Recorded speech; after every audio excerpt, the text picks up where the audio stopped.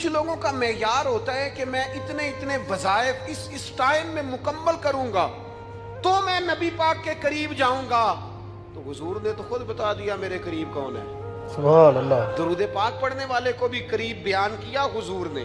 سبحان جہاد اللہ. کرنے والا، عبادت کرنے والا، ریاضت کرنے والا، دین کی خدمت کرنے والا، یہ بے سب شک. حضور کے قریب ہے. بے شک. نبی سبحان پاک علیہ اللہ. السلام نے فرمایا تم میں سے، یہ بخاری ہے، فرمایا تم میں سے میرے یہاں میرے قریب سب سے محبوب وہ شخص ہے جس کے اخلاق زیادہ اچھے ہیں، سبحان اللہ. ماشاء اللہ. کیا بات. جس کا سبحان رویہ اللہ. لوگوں بے کے شک. بارے میں ٹھیک ہے، بے شک. جس کی نیتیں، ارادے، لہجے لوگوں کے حق میں نرم ہے، وہ میرا بے شک. محبوب ہے. سبحان حضور اللہ. فرماتے ہیں میرا محبوب ہے، سبحان اللہ. میرا وہ پیارا بندہ ہے، وہ میرا محبوب ہے امتی.